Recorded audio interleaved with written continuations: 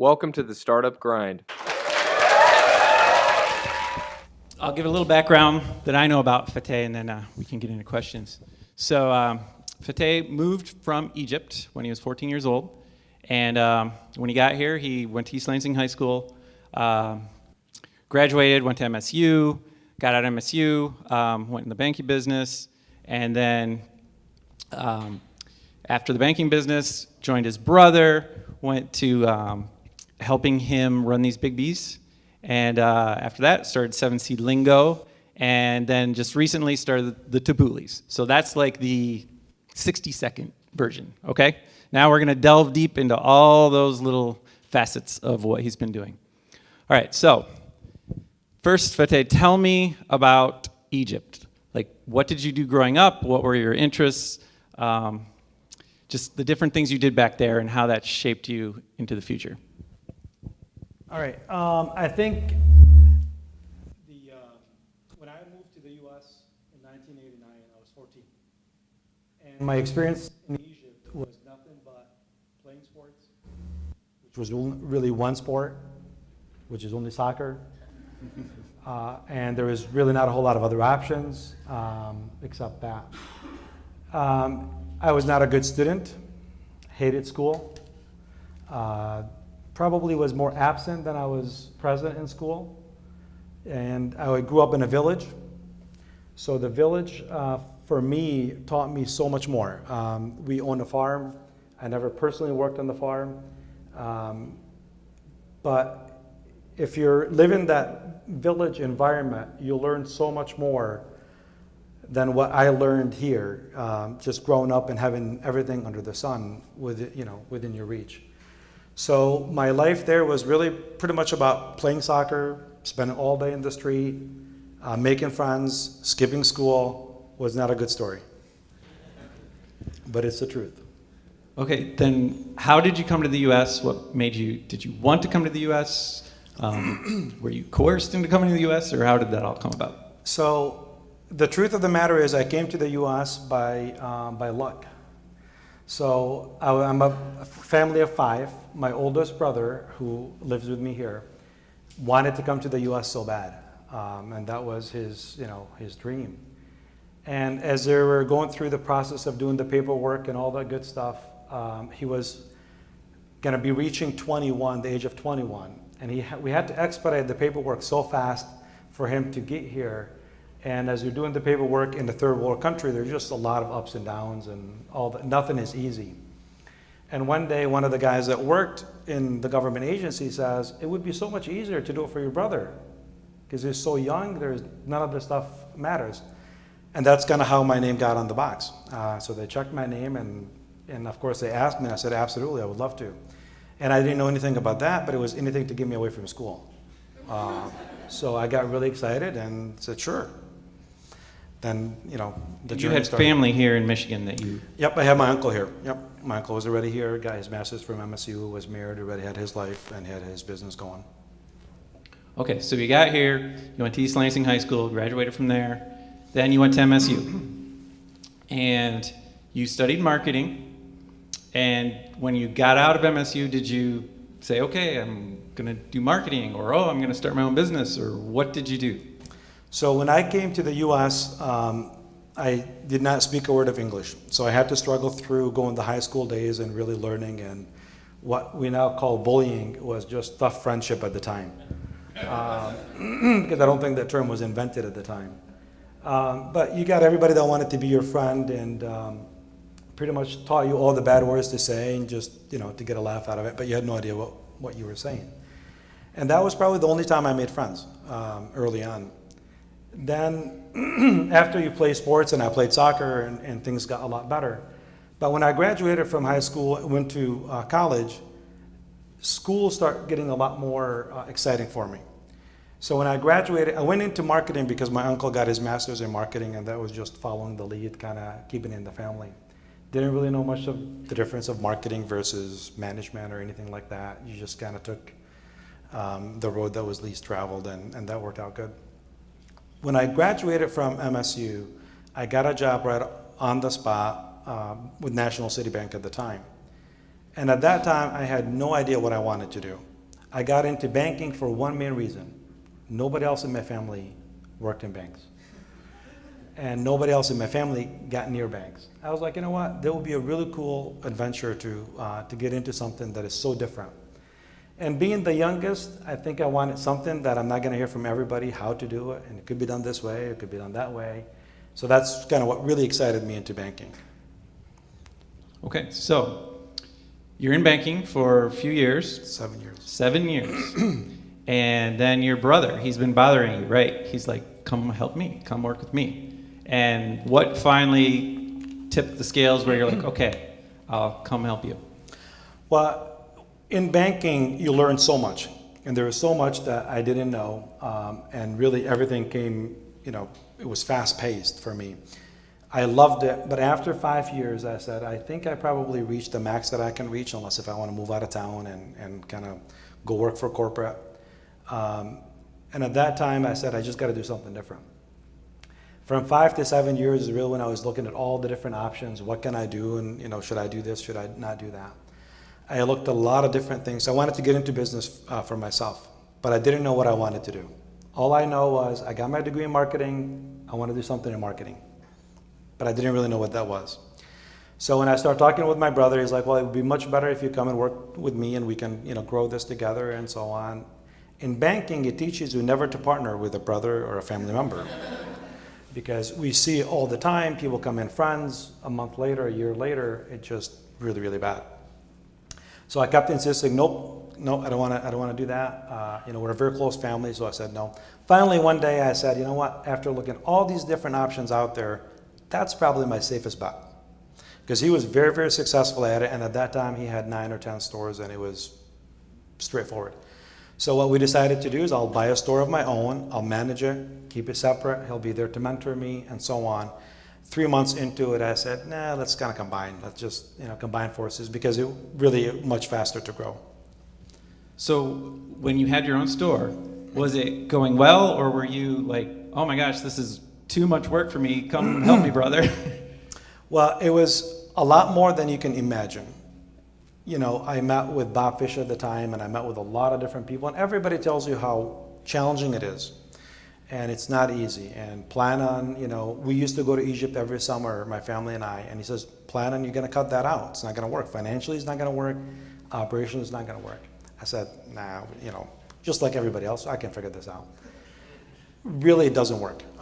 And after 3 months, opening and closing every single day, being there at 5 o'clock, 4:30, remember, I'm coming from the banking days where I wore a suit every day, went in at 8 or 9, we close at 5, weekends are off, every holiday, everything possible, we're off for it.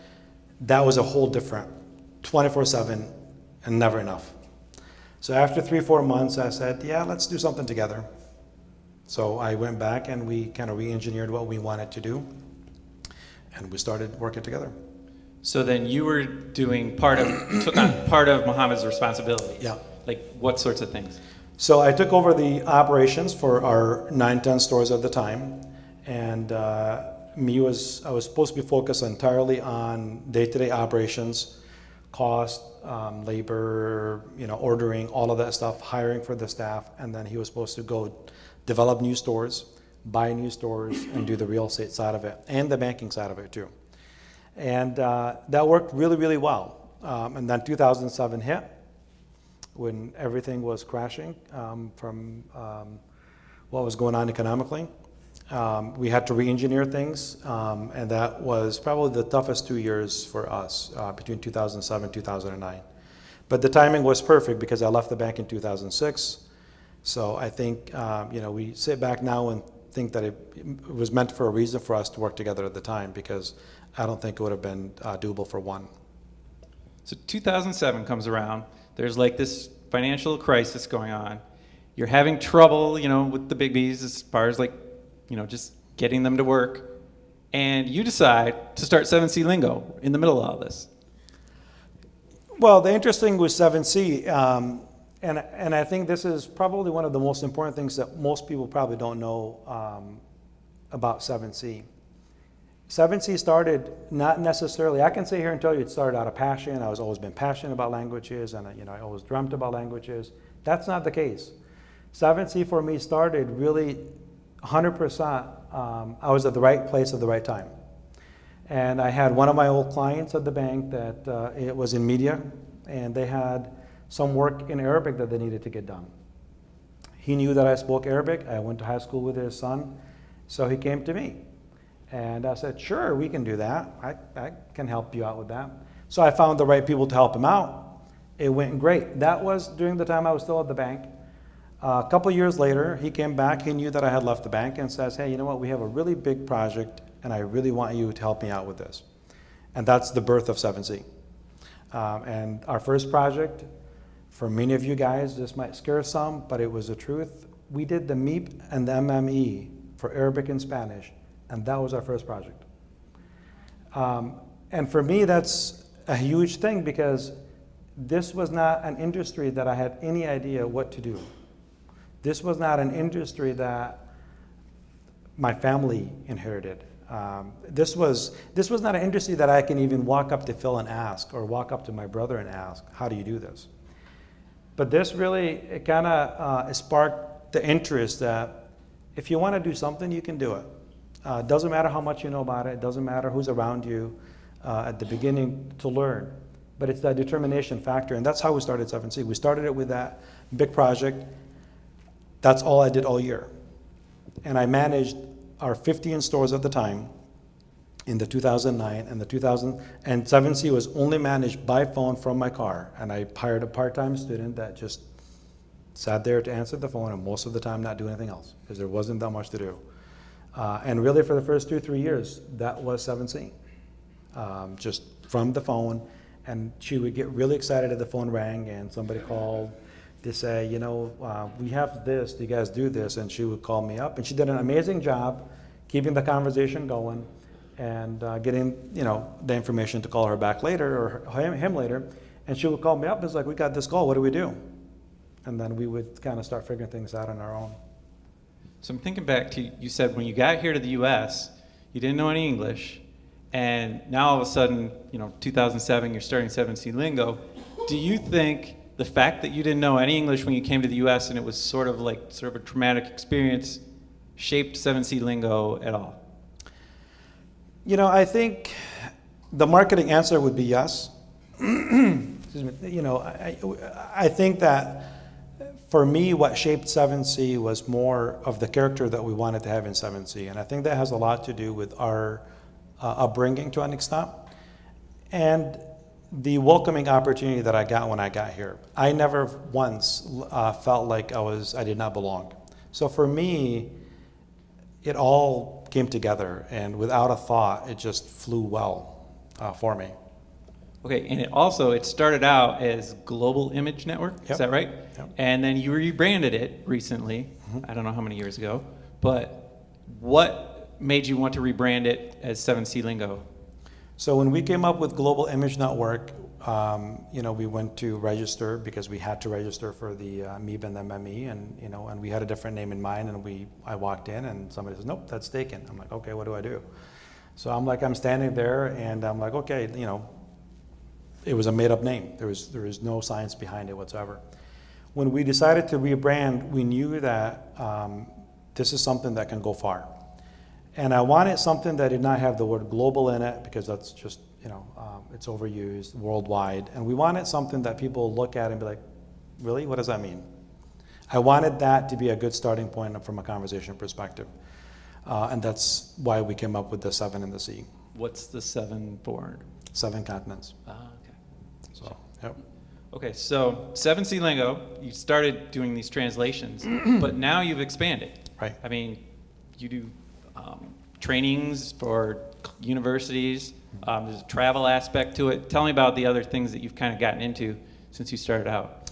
So the beauty about 7C is we're really not a company that wants to be known for one thing in terms of a product or a service. Our big goal and dream is to really keep it very fluid. What we want you to think of 7C is more of a solution company. I don't know what to do in this case that has anything to do with language and culture and diversity is what we want you to think of 7C. I don't know what to do in this case. We have people coming from overseas, or we're going there, or we have some issues with staffing in this particular area. That's what we want. That's what we currently do, and we do that without really advertising that we do that. If you take a look at our website, it's pretty vague in a lot of these different services, but we do projects. We just did a project with a bank out of Qatar, which we had absolutely no relationship with, and they just wanted to come and learn about the incubation and the acceleration world in the U.S. And they wanted specifically to go to San Francisco and just learn and talk to as many companies, 500 companies. That's the kind of stuff that we do. That's not linguistic based, it's not culture based, but it's more of a solution based. So we like to think that there isn't a project that we might not get our hands in. Just simply, if it's innovative enough, it's creative enough, if it challenges us enough, we're probably more than likely going to take it on, if we're given the opportunity, obviously. Okay, so then 2014 comes around, and your brother wants to open a restaurant. Right. Tell me how that idea got started and just what you guys went through getting it off the ground. Right. So believe it or not, that idea actually started in conversations back in probably 2006, 2007. And food and beverage is really my brother's passion. That's what he loves. He's been doing it from day one. And he wanted to do this thing, and we kept putting it back, just because of all the economic things. And we were growing, Biggby was growing and was doing really well. In 2014, we finally said, fine, this is maybe as good as it gets in terms of timing, let's do it. So we start working on it early in 2014 and launched the first restaurant, or maybe even late 2013. But a lot of it, the bulk of it, the brain behind it is more him than I am. I'm more helping on the marketing side and things of that nature. But the recipes and the operational aspect of it, that's all his brain work. So if you guys like the food, that's him. Okay, so you opened your first store on Michigan Ave, and right away did you say, okay, we're going to open a bunch of stores around town, or did you want to wait and see how the first one went before you kind of committed to other ones? I think for us, when we're ready to do something, we kind of pretty much commit to it all the way.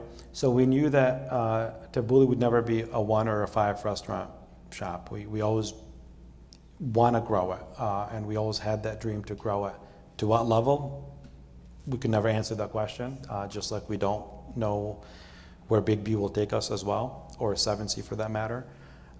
When we first opened, there was a lot of people in the community thought that it was a franchise company. A lot of people were under the impression that this is not a local shop. So it took us some time to kind of bring the hype down that this is very local. This is not what you're thinking. And a lot of people thought that we're franchising right away. And from day one, we said we want to maybe franchise, we want to grow it, but not now. We knew that we didn't come from the restaurant business anytime recently. And running it is different than working it. Coming up with the recipes is very different. So we knew that we needed about 5 years of trial and error to really kind of go anywhere. The second restaurant was actually talked about before we opened the first one. And it was a matter of which one are we going to open first. And so it's not that we open and then it's like, let's open a second one. So both of those were actually going on parallel at the same time. But if anybody has anything to do with construction, very similar to IT, you never know when you're going to get it done. You just know that it's going to get done one day. So we didn't know which location was going to be ready first. So Michigan Avenue opened first, then followed by the Waverly and St. Joe. And we thought the East Lansing one was going to open much faster. It took a lot longer than both of them combined. But there's definitely a lot of room to grow it, and we're not going to franchise probably for maybe another couple of years. And we don't know if the franchise is going to be the ultimate result. We just know that we're hopefully going to continue to grow. Are there other stores around here in the works? Nothing specific, but yes. There's a lot of conversations about different locations. Okay, and what comments have you gotten on Tabooli as far as like comparisons to other restaurants? Like if you walk into Tabooli, it's kind of like Chipotle style, where you tell the person behind the counter the different things you want. but it's Mediterranean food, and there's not really that, at least there's not a big chain that has Mediterranean food like that. So have you gotten comments as far as, okay, this Tabooli really is like a Chipotle, or anything that really stuck out for you as far as that goes? You know, I think that when you look at Tabooli, and if you, Tabooli is an interesting concept for us, and I think it's a concept that for many people, maybe they don't understand what's going on in Tabooli. And that's why you'll see either a love or hate relationship with Tabooli, and that's very common. When we decided to open Tabooli, we had to make some serious decisions. Who are we competing with? And we are Mediterranean, but we're really not Mediterranean in the sense that we're not competing with other Mediterranean restaurants in town. We're incredibly different. Right, Chipotle maybe, Panera maybe. From a look and feel, the food might be very different. For us, we had to make that decision that we're going after the majority of the people that never tried this type of food before. So when we sat down and created the concept of what Tabooli's food profile will look like and will taste like, we wanted to make it very different than any other restaurant in town or outside that does this kind of stuff. And we wanted to reach the community and the broader range of people that never had this kind of stuff, and maybe possibly been intimidated by the concept of Middle Eastern food or Mediterranean food, and maybe never want to go in just because of a certain perception. So in that, we had to change the look and the feel, but also the profile of the food. And that's why you're either going to love our food, or you're going to say, well, other restaurants do it a lot better. Which, in a way, it's a compliment, because that's what we wanted. Our food is different, and we know that. And that's what we intended it to be on, you know. So you'll taste it. You'll probably say, I had this chicken shawarma somewhere else, but it's not the same. That was the intention. So you might love it, and you might not. But we're going really for the majority of the people that never had this kind of food before. Just keep that in mind. Then I think you're going to look at a very different concept as you move forward. Yeah, so I've noticed, like, you have Mediterranean nachos on the menu. Right. Like, that's something I've never seen anywhere else before.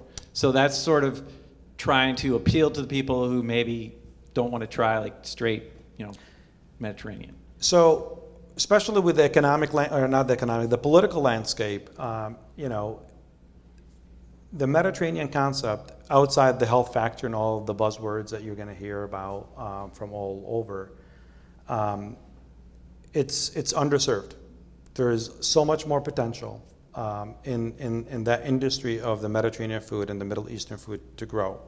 We knew that coming in. And like I said, we had to make some very serious decisions, and we knew, we really calculated and knew that this is going to be a long travel, you know, long road to get to where we want to be from a success and from a revenue perspective. And deliberately, we're adding more the nachos, which is a phenomenal dish for anybody that has not tried it. You got to try it. If you go to Troy's store, that's all he talks about. Practically, it seems like it's the only thing that they make there. But it's been a phenomenal dish. The Mediterranean burger has been there from day one, which is probably much better than most burgers that you'll have. It's very different, very unique. Once again, you still have the core things, but we're going to continue challenging the public to come in for different reasons outside just the chicken shawarma, which chicken shawarma is by far our #1 seller. Okay, and I've noticed similarities between your marketing between Tabooli and, say, the Biggby's. So you must have learned some lessons as far as when you were running the Biggby's as to how you're going to make Tabooli successful. Tell me about maybe some of the marketing things you've done. You know, I think that for us, and I think many people probably would share, that Biggby has been incredibly successful in their marketing techniques. And I give a lot of credit to the folks that lead the marketing side there. What I personally love about Biggby marketing, they almost totally think from a big city, bringing it to Lansing. They're always introducing newer concept, I think, in marketing, and even the color schemes. When you walk into a Biggby, it's very different. You're not going to see it in another coffee shop, big or small. So I love that about them. They're almost like 5-10 years ahead of other places. So from a Tabooli side, we probably learn how to do that. We're trying. We're not there yet. We still got a long way to go. Our marketing needs some improvement from that perspective. But you do see a lot more consistency, and that's probably why, good or bad, some people think that we're much bigger than we are. And I've noticed maybe some similarities in the way you market too, like billboards and coupons and that sort of thing. So you must have learned something from the way they did that and followed that. Absolutely, but that comes back to the initial decision of who do we want to be. And we knew from the front we can't be just a restaurant. So to do that, Panera, you can say that we do that. Panera does that all the time. McDonald's does that. All the successful companies have to advertise. Now, happens to be that we're part of Biggby and Tabooli, so the comparison is easy. And, so any successful restaurant has to, anybody in the food and service business has to advertise through billboards. 7C, for example, we don't do billboards, but it's simply because it's a very different market that we're after. Yeah, and maybe the messages on the billboards have sort of changed too. Like, I know you've told me this, that it used to be like Biggby would have, okay, we have the pumpkin spice this month, or the cinnamon roll latte, or something like that. But now, if you look around town, you will see hashtag share great coffee, right, something like that. So I haven't seen that yet in Tabooli. It's a big sign that says Tabooli, so I know what it is. But is there any push to kind of bring in, here's a picture of Troy, and he's the manager over there on the Waverly? Not a picture of Troy. Okay. All right. So something to be very clear, there are a lot of similarities, but it's not a cut and paste. The Biggby approach on the marketing now is something that I personally feel very passionate about, which is something that we have talked about in Tabooli before actually Biggby launched, but we're not going to do it this way now. Biggby still got a long way to educate people about what we serve and who we are. Biggby doesn't have to do that anymore. Biggby's entire branding campaign and the marketing campaign is taking a very different focus than a drink.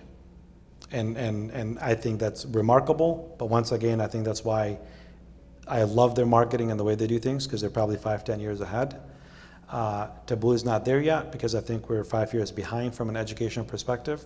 What you will see is a very different branding and marketing coming up soon, but not like that, but very different, focusing on a very different element. And that element I can share with you guys briefly, but that element is about the uniqueness of why we're different. And it's going to be more, you'll see a lot more more of a verbiage about adventure and flavor than you will see a great coffee, for example. But because we do believe that our food it's for a lot of people that we're after, it's an adventure, it's something different, something unique. But if you're a person that loves Tabooli a certain way, that might not be your fit. I hope it is, but it might not be. So sounds like you've learned some lessons from Biggby about how to run a Tabooli, and then you tweaked it to your own needs. What about 7C Lingo? Is there anything that by running these Biggbys you've learned how to run 7C Lingo, maybe from the operations side or something like that? Business is business. Foundations are the same. Running a business, whether if it's Tabooli, Biggby, or 7C, what you'll see is 80% is about that on. It's the same. And it's your core principles, who you are, who do you want to be, how do people relate to you. The 20 is probably more of the tasks and the operational things that, whether you're building a platform for a healthcare provider or you're doing an insurance company, IT is IT. There will be variables. If you're building a car, you're building a car. So we have learned tremendous, and we continue to do so. 7C is just probably the marketing has to be different, the branding has to be different, doing the tasks are different, but the operation, the culture is going to be very, very similar because I don't think you can break those apart. Yeah, okay, so you've done these 3 businesses, but you're also into charity work. Maybe you can tell me a little bit about the Refugee Development Center and what you do with them. Yeah, the Refugee Development Center is something that I was introduced to probably about 5 years ago, and it's something that I'm not sure if many of you guys know about it or not. But I am extremely proud of the fact that I sit on their board. They do a lot of remarkable things for a lot of refugees and that come to the U.S. or come to Lansing specifically. And they do a lot of work through the Lansing School District and the different things. They do a lot of summer camps. They take, I mean, it's a huge, huge responsibility to be part of any volunteering organization. But the people that work there are just unbelievable. I mean, it's 24/7 and the pay is never enough because they don't get paid that much for the amount of work that they do. But they really change lives and they make huge differences. A lot of people come in with a lot of horrifying stories. And they're there for them 24/7. So it's a remarkable thing. We just had a fundraising last night, and there's probably about 150 people that showed up, and it was amazing. I think financially and politically, they're on the right track. They don't get into the political side of things. They take it as it comes, but they do a lot of hard work on the back end. They do after-school programs for school districts, specifically Lansing School District. I don't know if you guys know or not, but the Lansing School District itself has got over 60 languages spoken in that school. So if you think Lansing is small, I mean, there's over 60 languages in one school district, which is phenomenal. And it's not East Lansing, where many people think that that's where all the international crowd comes from. So they do a lot of great stuff. Okay, so you're into charity, Refugee Development Center. Any other charities or any other boards you sit on? Any I sit on the economic board. development type stuff? Yep, I sit on the board for Lansing Chamber of Commerce, and I'm part of the leadership program with SBAM, Small Business Administration in Michigan. Okay, and then maybe a little bit about your home life. Do you have a home life, or do you spend all your time working? I do have a home life, not as much as my kids would tell you, but I think I spend a lot of time with them. They might disagree with that, but yeah, I am married. I got 3 beautiful kids. My oldest is 15, sophomore in high school, and I got twins that are going to be 13 next month, a boy and a girl, so 2 boys and a girl. Any of them have aspirations to work in a Biggby or be an entrepreneur? Or as long as they can eat and drink, whatever they're making, they're happy. I do have my oldest, actually, who's 15, has been, you know, he loves to go to Tabooli and really work, wash dishes, take out the garbage. I mean, yeah, we start early. Yeah, so hopefully, I mean, I don't know what they're going to do, but so far they're interested in a lot of different things. So. Okay, well, I think it's about time to open it up to questions.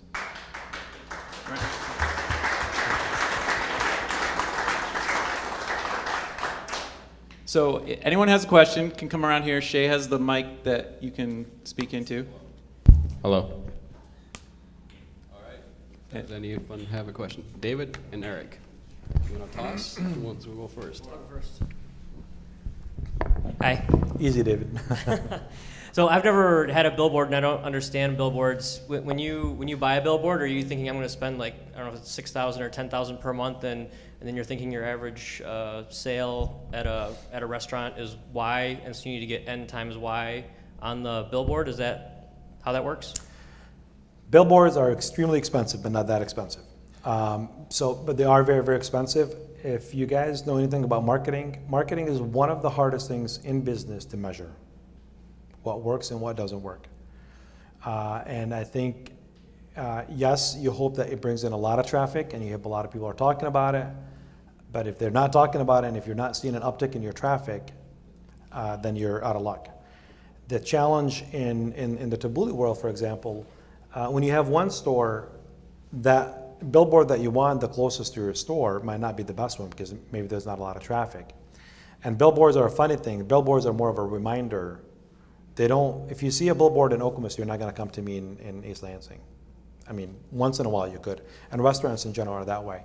So billboards are really expensive if they're good ones, but they're really hard to measure if they're working or not, with exception of talking to your managers every day, talking to the staff every day. Are you guys hearing about this? Did somebody come in and say this? Anything? Have you seen an uptick from the billboard? Getting people from East Lansing versus whatever. So it's a lot of the verbal communication because there's just no other way to track it. Same thing with radio. We have done radio commercials. If the staff is not in tune that you're running that, and they're not asking the customers, is this your first time? How did you hear about us? Really extremely challenging to measure. Unlike digital media, where you see the ticks and you see the visitors and all that good stuff. Billboards are very different, radios are different, TV is different. Thank you. Yep.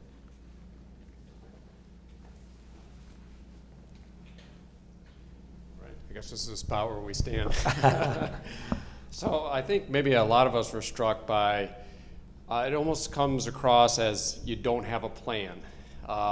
In a way is a plan in and of itself. Could you kind of just speak to that? It's a bit of a vague question, but it's like, yeah, we found ourselves here and we're not quite sure where we're going to be in X amount of years. It's not this hard charging, this is where we will definitely be in 2018 in this robotic approach. You're very fluid, very creative in that. And how do you go about kind of approaching that yourself? Where do your ideas come from?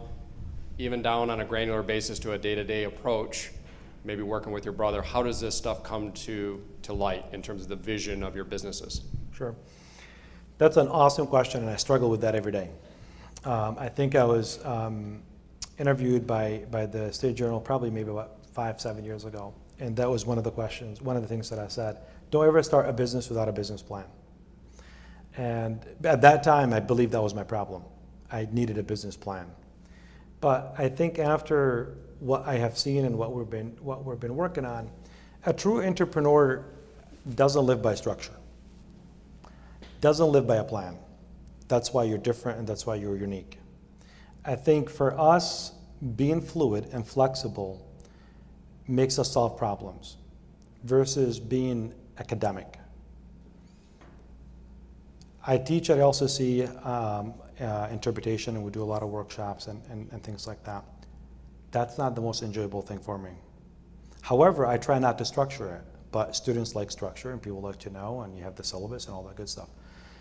I think for me, if you're an entrepreneur like me, you can't live in that environment for too long. If you work with me, and my staff will probably tell you that's what drives them crazy, because they don't know what's going to happen tomorrow, and by the end of the day, the plan is changing. And that is a challenge, and there's no doubt in my mind that there's got to be a happy medium somewhere. But that's how I think about 5-10 years from now. I look at the problems that I'm facing today, and I always ask myself, am I the only one that is having this? So I go into this crazy mode of asking a lot of questions to a lot of different people, and I find that that's my problem, but it's everybody else's problem. Now I got to find a solution for it. Other people maybe possibly continue doing what they're doing.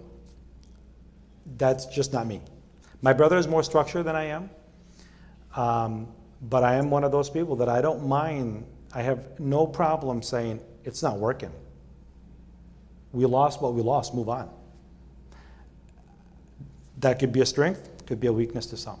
But for me, that's what drives me. If it's not working, don't waste time, move on.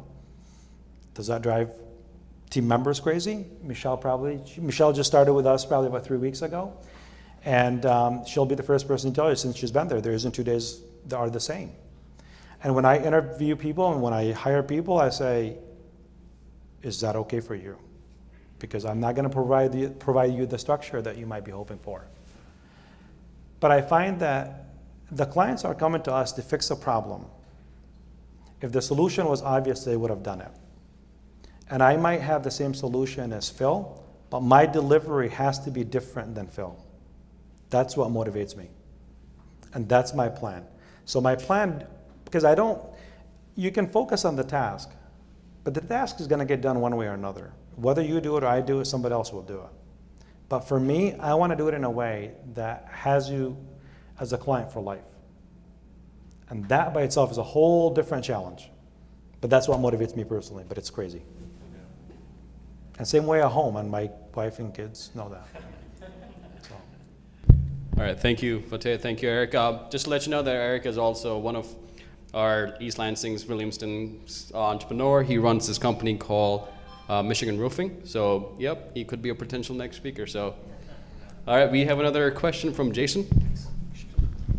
Hi, Fathy. I'm a teacher from DeWitt High School, and I kind of wanted to get your take on what you thought about the Lansing area's entrepreneurship ecosystem of supporting entrepreneurs at the college level with spaces like the Hatch and TIC. Many of our various business incubators around the city, entrepreneurship programs at LCC, and also at the K-12 level, and just wanted to kind of get your perceptions about what some of the strengths and maybe some of the weaknesses are of that, and what are we doing well at, and how could maybe we get better? Sure. I don't know enough about it, but what I do know is we never had it when I was going to college.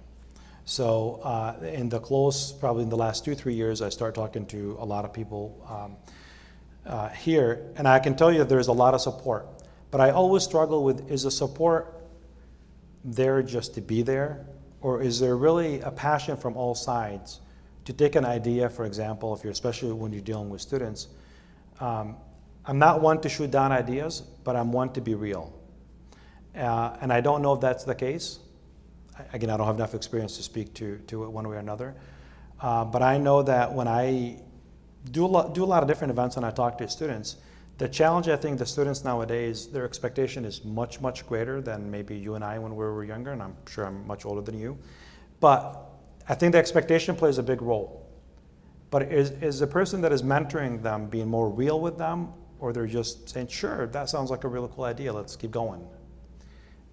I don't know the answer to that, but I would love more accountability in that aspect of it. We used to do a lot of internships, and I struggle with that because an internship is good for the resume. That doesn't suit me. And I tell the people that want to come and do an internship, I'll make it very, very clear this is a job, not an internship.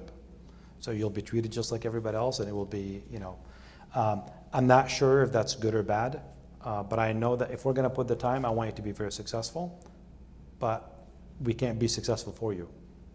Just real quick, last thing. I teach at DeWitt High School, and I know you're very close with Lansing Public Schools, but if you ever want to outsource some ideas for marketing, we have a class at DeWitt, creative leadership class, opportunities for social innovation. We would love the opportunity for our students to come up with ideas and just shoot them to you as a way of collaborating. That'd be really a great opportunity for the students. Absolutely. My goal, honestly, and more so on the 7C side, that's what we do. So we would collaborate with anybody that is interested in collaborating with us.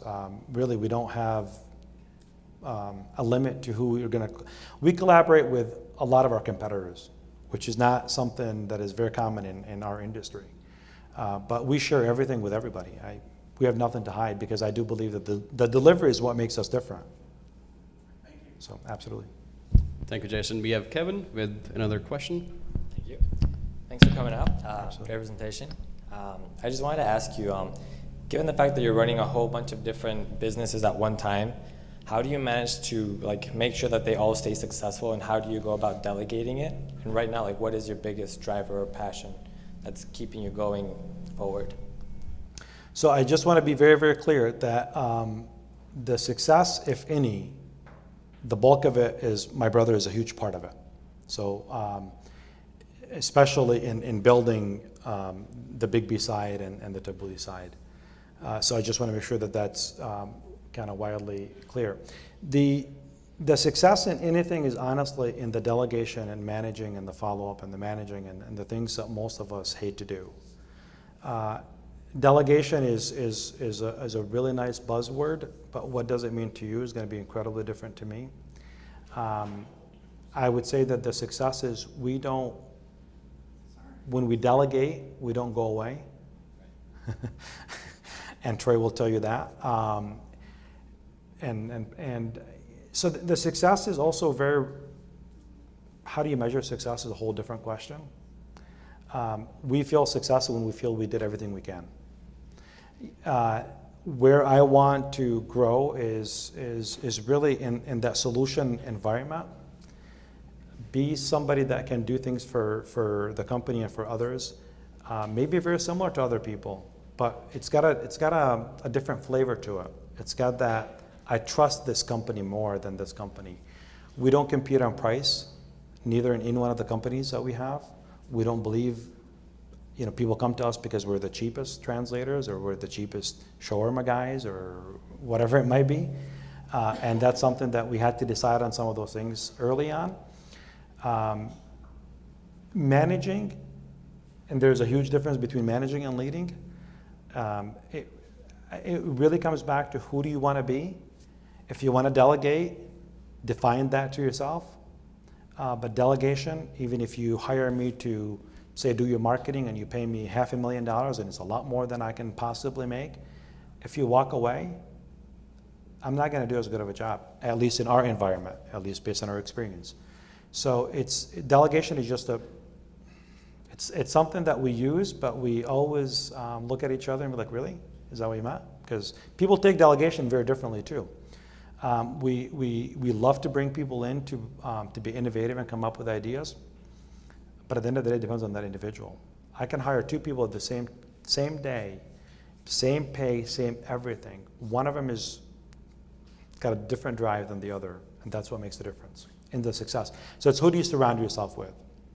Even in a professional environment, which lawyer do you use, which accountant do you use, all of these different things, it's one big, huge, mixed together, and that's what makes entrepreneur really, really challenging, and comes back to, I can plan all this stuff. I can give you a 5-year plan, but it's so different. You get in the economic situation just goes the other side. And in 2007, 2008, we bought 2 stores in Ann Arbor, which was our biggest mistake ever. We lost, I kid you not, we lost close to $1 million on that deal, and it was draining us. It was not part of the plan. It was already 2 stores that were doing bad, and we thought we can take them on and turn them around. We have done that in many, many other cases. It didn't work in those 2 stores. But it took a lot of work to bring them around, and we finally just last year shut them down. Maybe it's an Arbor, that's why. Trust me, I said that from day one. Who wants to go to Ann Arbor? Thank you. Absolutely. Do we have more?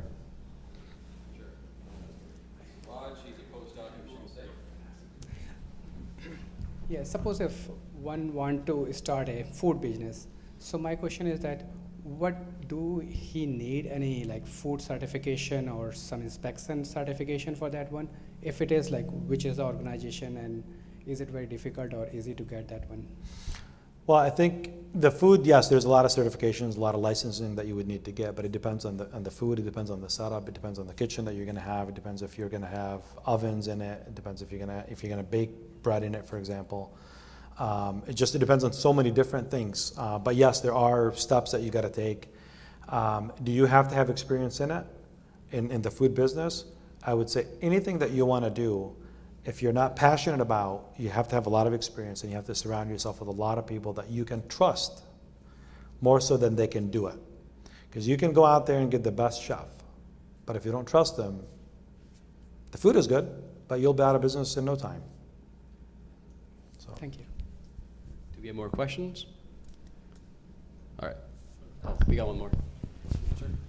Russell. Hello. Hello. 7C, how do you get your customers, and do you actively try to get customers, or do you just wait for them to come to you? So again, 7C is an incredibly different animal when it comes to marketing. If anything has been going really good for 7C, it's been the word of mouth. I think that we started with that one client that kept us going for the first and second year. That client referred us to another person, and we do zero marketing, which is horrible, which is something that we really need to do a lot more of. But as an entrepreneur here, I have to measure. I can go out and spend more money on marketing, but would I be able to keep up?